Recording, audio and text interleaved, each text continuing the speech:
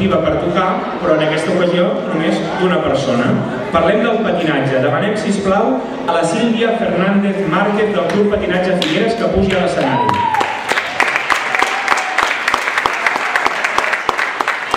La Sílvia Fernández Márquez té una menció especial com a millor patinadora provincial a la DIC i ha estat seleccionada per la Federació Catalana de Patinatge per a participar en els entrenaments mensuals de tecnificació en el CARP de Sant Cugat. Aplaudiment per la Sílvia.